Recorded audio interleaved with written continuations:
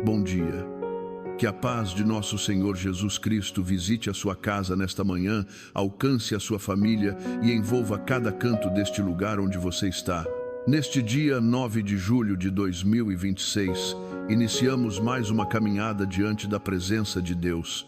Eu peço que o Senhor abençoe profundamente a sua mente, o seu coração, o seu corpo e todos os passos que você irá dar nas próximas horas.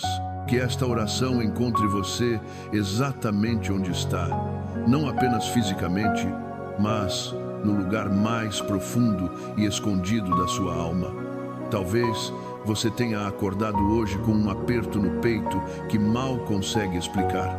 Talvez os seus olhos tenham se aberto antes mesmo do sol nascer, e a primeira coisa que invadiu a sua mente não foi a luz da manhã, mas o peso de uma provação que parece não ter fim.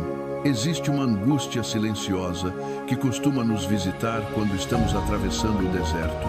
É aquela sensação paralisante de que fizemos tudo certo, lutamos com honestidade, rezamos com fé, tentamos ser boas pessoas e ainda assim a tempestade desabou sobre o nosso teto.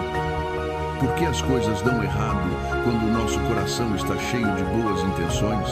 Por que o silêncio de Deus parece tão ensurdecedor justamente quando mais gritamos por socorro? Muitas pessoas acordaram hoje exatamente com essas perguntas ecoando na mente. Você olha para os lados e vê pessoas que não têm metade da sua fé prosperando, enquanto você, que dobra os joelhos todas as noites, acorda para enfrentar mais um dia de portas fechadas, de respostas que não chegam e de uma dor que ninguém ao seu redor consegue compreender totalmente.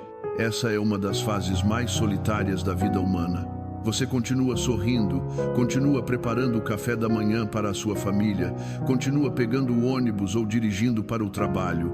Você cumprimenta os colegas, responde que está tudo bem, mas por dentro existe uma estrutura inteira desmoronando. O mundo exige que você seja forte o tempo todo. A sociedade cobra resultados, a família espera proteção e você se vê na obrigação de sustentar pilares que já estão rachados pelo cansaço. Eu conhecia há algum tempo a história de um homem chamado Carlos. Ele era um pai de família dedicado, trabalhador incansável, que construiu a sua pequena empresa com o suor de décadas. De repente, uma crise inesperada no mercado, combinada com uma traição de alguém em quem ele confiava cegamente, fez com que tudo o que ele construiu ruísse em questão de meses. As dívidas se acumularam como uma montanha intransponível. As ligações de cobrança não paravam. A vergonha de olhar nos olhos dos filhos e da esposa o consumia. Carlos me contou que, em uma daquelas madrugadas frias, ele foi até a cozinha, sentou-se no chão frio, abraçou os próprios joelhos e chorou como uma criança. Ele perguntava a Deus onde estava a justiça. Ele sentia que sua vida tinha acabado ali. E talvez você se sinta como o Carlos hoje. Não importa se a sua crise é financeira, se é um diagnóstico médico que tirou o chão da sua família, se é um casamento que está desmoronando apesar de todos os seus esforços, ou se é um filho que tomou caminhos perigosos e não escuta mais a sua voz, a dor da impotência tem o mesmo gosto amargo para todos nós. Mas existe um detalhe na história de Carlos que mudou completamente a minha visão sobre as provações. E é exatamente isso que o Espírito Santo quer sussurrar ao seu ouvido hoje. Quando estamos no meio do furacão, a nossa visão fica turva. O medo e o desespero criam uma neblina tão espessa que passamos a acreditar nas mentiras do inimigo. A primeira mentira que ele conta é que você está sozinho. A segunda é que Deus se esqueceu de você. E a terceira, a mais cruel de todas, é que essa dor é um castigo pelos seus erros do passado. O inimigo adora usar o nosso passado para paralisar o nosso futuro. Ele sussurra que se você tivesse sido mais sábio, mais paciente, mais inteligente, nada disso estaria acontecendo. E aos poucos, a culpa se junta à dor, formando um peso insuportável. Pai amado, livra-nos agora das mentiras que tentam envenenar a nossa fé. Arranca do nosso coração essa falsa ideia de que o Senhor nos abandonou quando a noite for escura demais, Ajuda-nos a lembrar que o Senhor continua sendo o dono da luz. Foi exatamente nesse ponto de quebra, sentado naquele chão frio, que Carlos parou de pedir a Deus que explicasse a situação e começou a pedir que Deus o sustentasse na situação. Existe uma diferença colossal entre buscar respostas e buscar a presença. Muitas vezes, Deus não nos dá a explicação que o nosso intelecto exige, porque a nossa mente humana, limitada e ferida, não teria capacidade para compreender o quadro completo da eternidade. O que Deus nos oferece no meio da provação não é um mapa detalhado com a saída, mas sim a sua mão estendida. A palavra de Deus em Isaías capítulo 43 nos traz uma promessa que deveria ser gravada na porta da nossa casa e na tábua do nosso coração. O Senhor diz que quando passares pelas águas, eu estarei contigo. Quando passares pelos rios, eles não te submergirão. Quando passares pelo fogo, não te queimarás, nem a chama arderá em ti. Preste muita atenção nestas palavras. Deus não prometeu que a água não chegaria. Ele não prometeu que o fogo não seria aceso.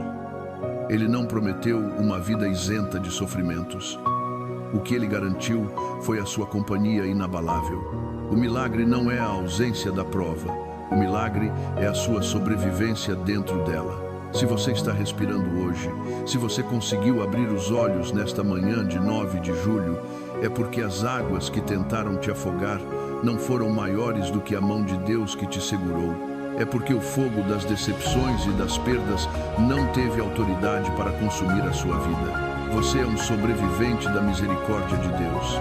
E é por isso que hoje nós não vamos rezar pedindo que Deus simplesmente faça a mágica de apagar a sua história.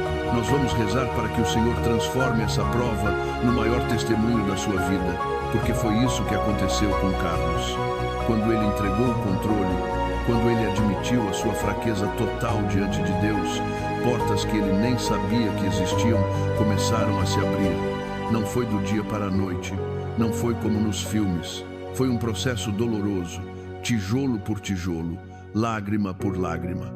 Mas a reconstrução que Deus fez na vida dele, no caráter dele, na família dele, foi infinitamente mais forte do que aquilo que ele havia perdido. O que parecia ser o fim, o que parecia ser uma injustiça cruel, era na verdade o terreno sendo limpo para que Deus construísse uma fundação que nenhuma crise futura poderia derrubar. Talvez essa seja a grande revelação para a sua vida nesta manhã. E se essa prova não for para a sua destruição, mas para a sua preparação, e se o lugar onde você mais sente dor hoje for exatamente o lugar onde Deus está gerando o seu maior propósito, a lagarta não entende o processo do casulo. Para ela, a escuridão e o aperto parecem ser a morte. A estrutura do seu corpo se desfaz, tudo o que ela conhecia deixa de existir.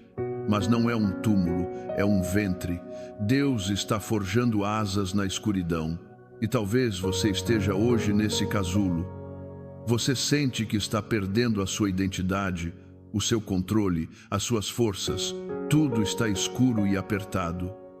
Mas Deus olha para você hoje e diz que não é o fim. Você vai voar. Antes de continuarmos para mergulhar ainda mais fundo nesta oração, eu quero que você faça um gesto simples, mas de um poder espiritual gigantesco. Escreva nos comentários esta frase que será o nosso selo de fé nesta manhã. Senhor, eu confio que a tua resposta está a caminho. Não digite isso apenas por digitar. Escreva cada letra como se estivesse assinando um contrato de confiança com os céus. Escreva como quem decide soltar as cordas daquilo que não pode mais controlar e entrega o leme do barco para o único que tem o poder de acalmar a tempestade. Agora, eu convido você a mudar um pouco a sua postura interior. Diminua o ritmo dos seus pensamentos. Deixe de lado, por alguns instantes, a lista de problemas que você tem para resolver hoje. O mundo vai continuar girando se você parar por 5 minutos para descansar no peito do Pai. Respire profundamente. Sinta o ar entrando nos seus pulmões. Esse fôlego de vida é o primeiro e o maior milagre que você recebeu hoje. Se for possível, coloque uma das mãos sobre o seu coração, sinta as batidas. Cada pulsação é uma prova de que Deus ainda não terminou a sua história. Enquanto houver vida, haverá esperança. Não importa o que os médicos disseram, não importa o que o extrato bancário mostra, não importa as palavras duras que você ouviu ontem. A última palavra sobre a sua vida não pertence aos homens, não pertence às circunstâncias, não pertence aos seus erros do passado. A última palavra pertence a Deus. E a palavra de Deus para você é de restauração. Senhor Jesus, nós entramos agora na Tua presença maravilhosa, sabendo que Tu és o sumo sacerdote que se compadece das nossas fraquezas. Tu conheces a dor da traição, Tu conheces o peso da solidão, Tu conheces a agonia de clamar ao Pai e esperar pelo consolo. Por isso, nós colocamos diante da Tua cruz todas as provas difíceis que estão esmagando o coração das pessoas que rezam comigo agora. Nós te apresentamos os lares que se tornaram campos de batalha, lugares onde as palavras viraram armas e o silêncio virou um muro de pedra. Senhor, entra nas famílias que estão à beira do divórcio, toca no coração dos maridos e das esposas que perderam a esperança no amor. Derrama o bálsamo do perdão sobre as ofensas que parecem imperdoáveis. Nós te entregamos os filhos que estão distantes, aqueles que se perderam nos vícios, nas más companhias ou na rebeldia. Tu és o bom pastor que deixa as 99 ovelhas para buscar aquela que se perdeu. Alcança esses jovens, Senhor. Traz de volta para casa aqueles que as lágrimas das mães molham o travesseiro todas as noites. Nós também colocamos no Teu altar de misericórdia a vida financeira de cada trabalhador e trabalhadora que me escuta. Deus de providência, Tu sabes o desespero de olhar para as contas e não ver uma saída. Tu sabes a humilhação das dívidas e a angústia de não saber como colocar o pão na mesa amanhã. Nós pedimos que o Senhor abra as janelas dos céus, cria oportunidades onde parece não haver caminho, abençoa as mãos de quem procura emprego, dá sabedoria aos que têm pequenos negócios e estão lutando para não fechar as portas. Levanta aqueles que faliram e devolve a dignidade pelo fruto do trabalho honesto. Nós cremos que o Senhor é Jeová Jireh, o Deus que provê. Não permitas que a ansiedade pelo dia de amanhã roube a paz do dia de hoje. Ensina-nos a administrar o pouco, para que o Senhor possa confiar o muito em nossas mãos.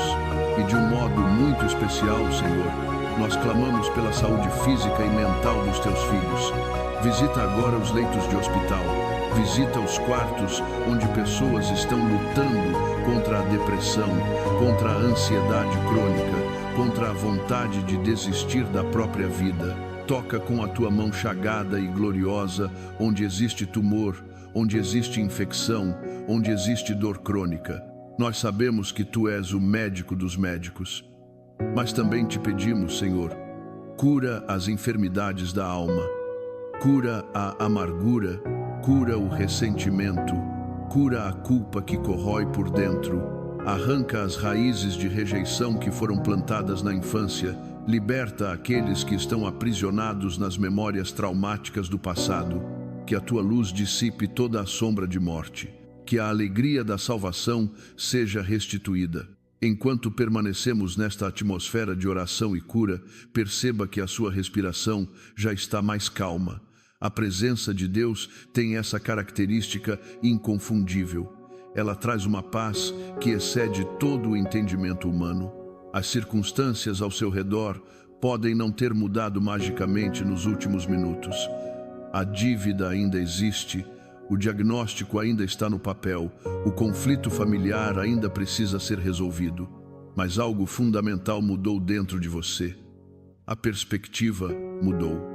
Você deixou de olhar para o tamanho do problema e começou a olhar para a grandeza do seu Deus. Quando Davi enfrentou Golias, o gigante não diminuiu de tamanho. Golias continuava tendo quase 3 metros de altura, continuava fortemente armado e continuava assustador. O que derrotou o gigante não foi Davi ignorar o seu tamanho, mas Davi ter a plena convicção de que o tamanho de Deus era infinitamente superior. As provações são os nossos Golias diários.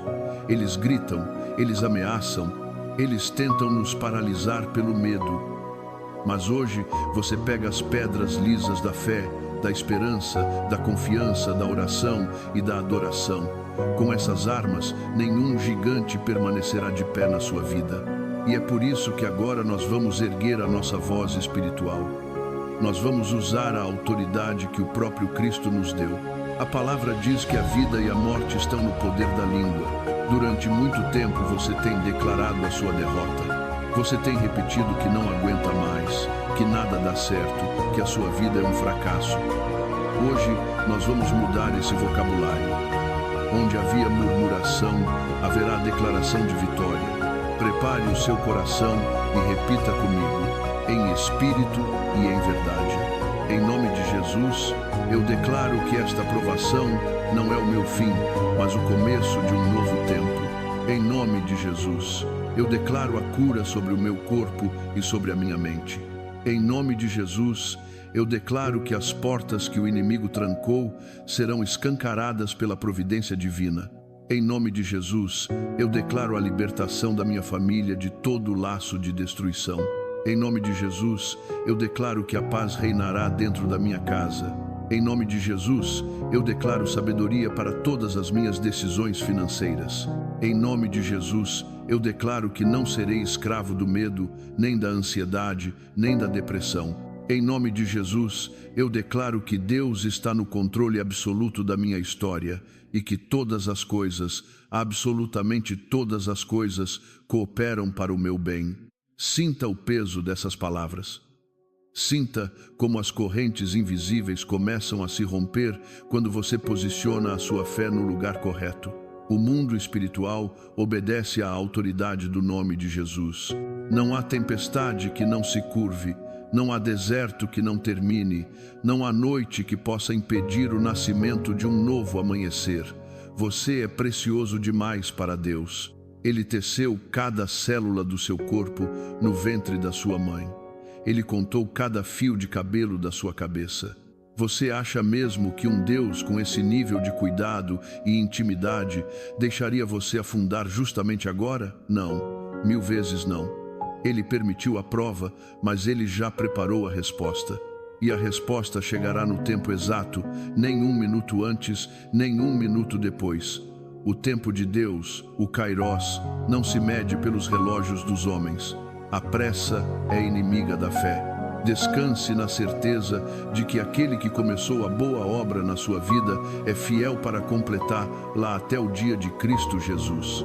Agora, com o coração sereno e a alma lavada pela presença amorosa do Senhor, vamos unir as nossas vozes como uma única família espiritual, espalhada por todo o Brasil e por outras nações. Vamos rezar a oração que o próprio Salvador nos ensinou, a oração mais perfeita, que resume todas as nossas necessidades e toda a nossa dependência do amor do Pai. Pai nosso que estais nos céus, santificado seja o vosso nome. Venha a nós o vosso reino, seja feita a vossa vontade, assim na terra como no céu. O pão nosso de cada dia nos dai hoje. Perdoai as nossas ofensas, assim como nós perdoamos a quem nos tem ofendido. E não nos deixeis cair em tentação, mas livrai-nos do mal. Amém. Ave Maria, cheia de graça, o Senhor é convosco. Bendita sois vós entre as mulheres, e bendito é o fruto do vosso ventre, Jesus. Santa Maria, Mãe de Deus, rogai por nós, pecadores, agora e na hora da nossa morte. Amém. Nossa Senhora, Mãe terna e amorosa, que estiveste aos pés da cruz, vendo o sofrimento do teu filho sem perder a fé, estende o teu manto sagrado sobre cada filho e cada filha que chora hoje as suas dores. Protege as nossas famílias, guarda os nossos passos e intercede por nós junto a Jesus, para que nunca nos falte o vinho da alegria e da esperança, assim como intercedeste nas bodas de Caná. Ensina-nos a dizer sim à vontade de Deus, mesmo quando não compreendemos os seus mistérios. Que o Senhor te abençoe e te guarde. Que o Senhor faça resplandecer o seu rosto sobre ti e te conceda a graça. Que o Senhor volte para ti o seu olhar e te dê a paz. Que neste dia 9 de julho, a cura que você tanto espera comece a se manifestar. Que as respostas que você tem buscado venham ao seu encontro com suavidade. Se esta oração tocou o seu coração, se você sentiu o abraço de Deus através destas palavras, não guarde essa bênção apenas para você. Compartilhe este vídeo agora mesmo com alguém da sua família, com um amigo ou nos seus grupos. Talvez alguém esteja hoje pensando em desistir de tudo, e esta simples partilha que você fizer será o instrumento de Deus para salvar uma vida e restaurar uma esperança. Seja um canal da graça na vida de outra pessoa. Vá em paz. Siga a sua jornada com a cabeça erguida. Deus tem uma resposta gloriosa para a sua prova. A tempestade está passando. Amém e graças a Deus. É muito importante que você saiba, antes de mergulharmos nas profundezas desta reflexão, que a história que acabamos de compartilhar tem um propósito estritamente educativo e de edificação espiritual. Ela não foi contada para trazer tristeza, mas sim para servir como um espelho onde podemos enxergar as nossas próprias lutas, os nossos próprios medos e a nossa própria capacidade de superação. A narrativa da dor humana, quando compartilhada com respeito e amor, transforma-se em uma bússola que nos guia de volta para casa, de volta para a nossa essência e para o coração de Deus. Cada palavra dita aqui carrega a intenção de educar a alma, de ensinar o coração a bater em um ritmo de paz diante do caos e de mostrar que por trás de toda a tempestade existe uma lição de vida inestimável que precisamos abraçar para evoluirmos como seres humanos. Ao contemplarmos a trajetória de dor e recomeço, a primeira e mais dolorosa lição que salta aos nossos olhos é a constatação da nossa própria vulnerabilidade. Nós passamos a vida inteira construindo fortalezas. Trabalhamos incansavelmente para juntar dinheiro, para construir uma carreira sólida, para blindar a nossa família contra os perigos do mundo. Nós criamos a ilusão de que, se formos pessoas boas e fizermos tudo exatamente como manda a cartilha da sociedade, estaremos imunes às tragédias. Mas a vida real, com toda a sua complexidade, nos ensina que o controle absoluto é uma das maiores ilusões da humanidade. A queda diante das circunstâncias nos mostra que, em um piscar de olhos, tudo aquilo que consideramos seguro pode desmoronar. E quando o chão desaparece sob os nossos pés, o que sobra? Sobra aquilo que somos por dentro. A verdadeira riqueza de um ser humano não está na conta bancária que ele exibe, nem nos títulos que ele acumula, mas na força invisível que o sustenta quando ele não tem mais nada em que se apoiar. Aquele momento de desespero no chão frio da cozinha é, talvez, o retrato mais humano e universal que existe. Todos nós, em algum momento da nossa existência, já estivemos ou estaremos sentados naquele chão metafórico.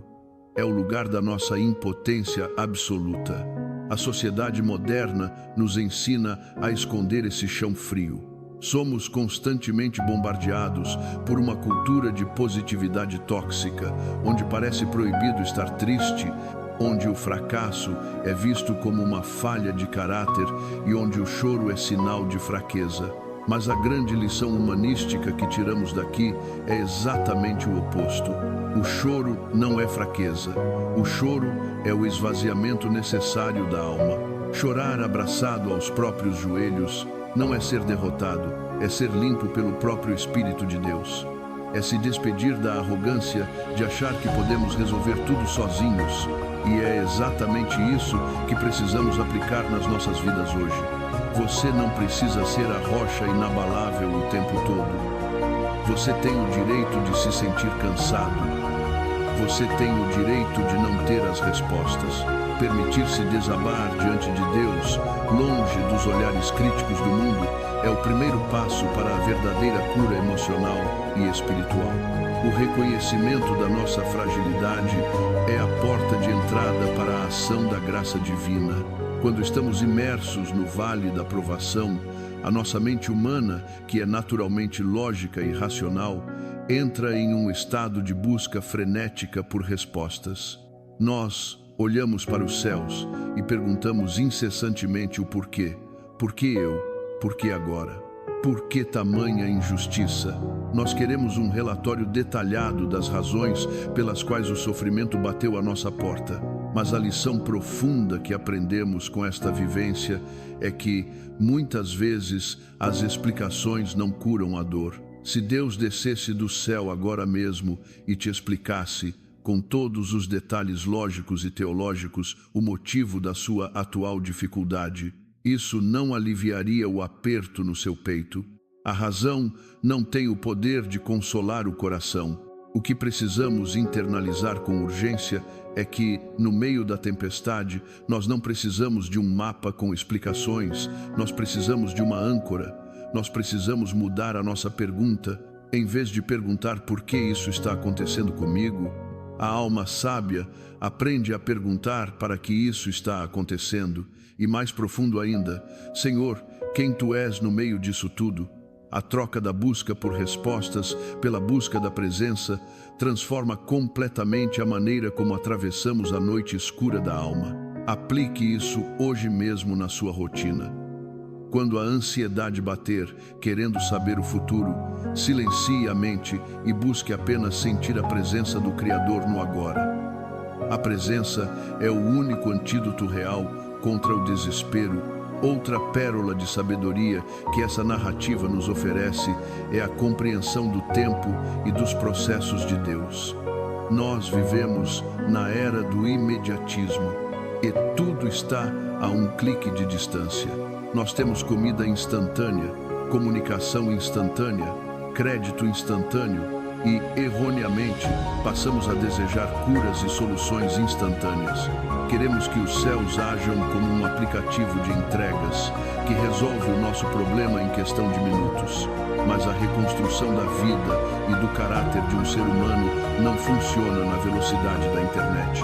A restauração é feita de forma artesanal, tijolo por tijolo. A paciência não é apenas a capacidade de esperar, mas é a atitude que mantemos enquanto esperamos. E essa é uma lição fundamental para aplicarmos nos nossos relacionamentos, na nossa recuperação financeira e na nossa cura emocional. Respeite o seu próprio processo. Não se compare com a velocidade do vizinho ou com o palco iluminado das redes sociais, onde todos parecem ter a vida perfeita. A sua jornada é única. As cicatrizes que estão sendo fechadas no seu peito exigem o tempo da graça.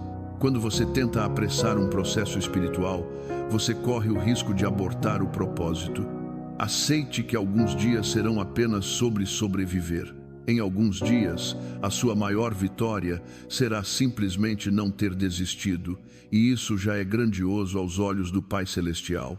Quando atravessamos uma dor muito profunda, corremos o risco de nos tornarmos pessoas egoístas. A dor tem essa característica de nos fechar em nós mesmos.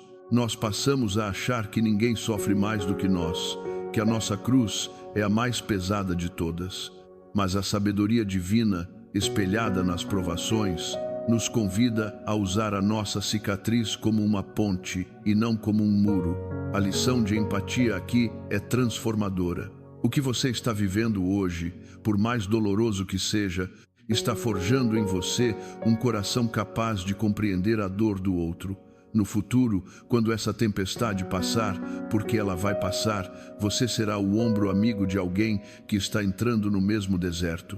Você terá autoridade para dizer a alguém que a depressão tem cura, que a falência financeira pode ser superada, que o luto não é o fim da história, porque você caminhou por esses vales e saiu vivo. A dor, quando não nos amargura, nos humaniza.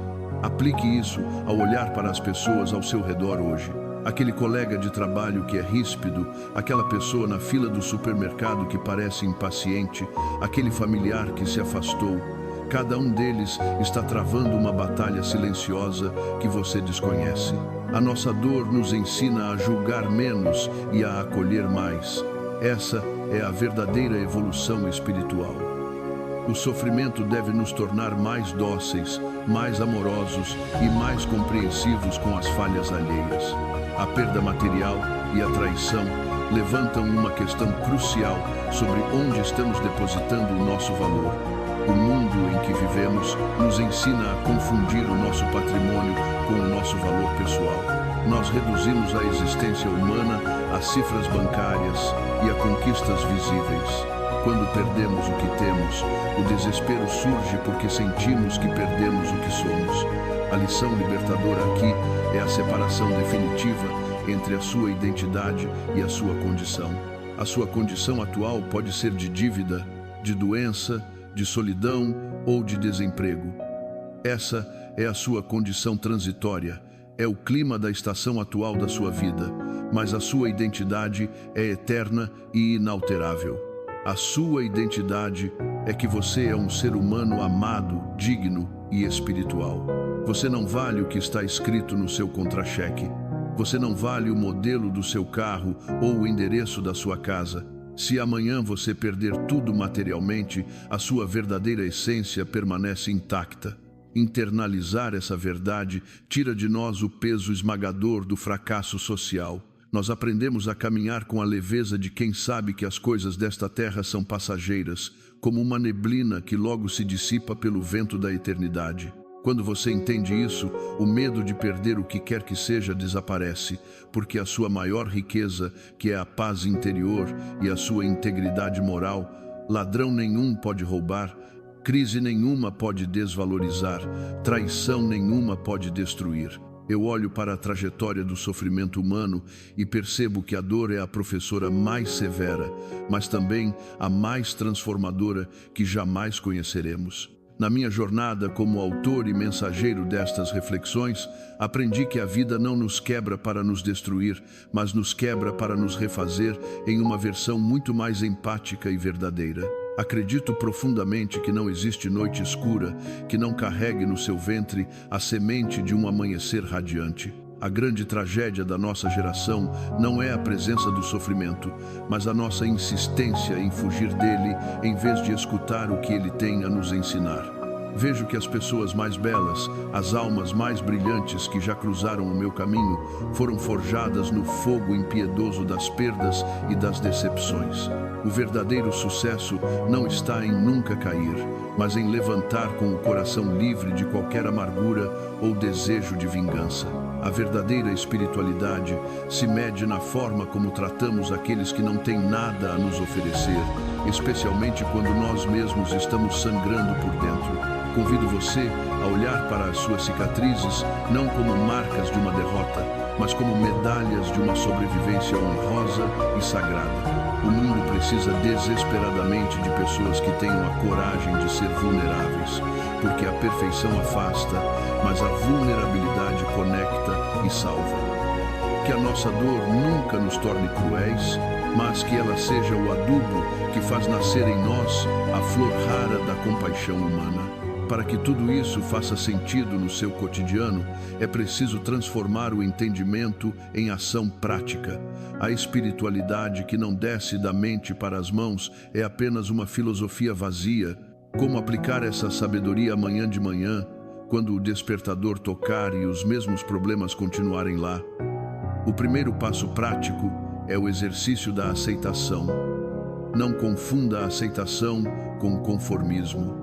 O conformismo diz que a vida é assim mesmo e cruza os braços em sinal de derrota.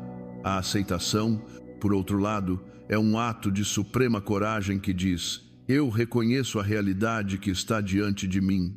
Eu sinto o peso dessa verdade, mas eu escolho lutar a partir de onde estou, com as armas que a vida me deu hoje. Pare de brigar com a realidade. Se um ciclo se encerrou, a pior coisa que você pode fazer é viver na negação, tentando reviver um passado que não existe mais. Aceite o processo de reconstrução. Só se despede da dor quem tem a coragem de olhar para ela de frente e com serenidade. O segundo passo prático é a reeducação do seu foco diário. O que nós alimentamos cresce e toma conta do nosso interior.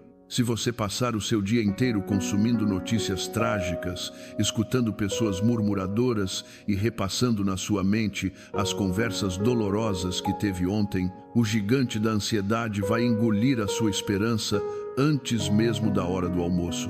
Você precisa aplicar uma dieta rigorosa na sua alma. Consuma palavras que edificam. Escute mensagens que elevem o seu espírito. Converse com pessoas que falam sobre o futuro com esperança e não com pessoas que só sabem lamentar o que ficou para trás. A aprovação exige que você seja seletivo com a energia que deixa entrar no seu coração.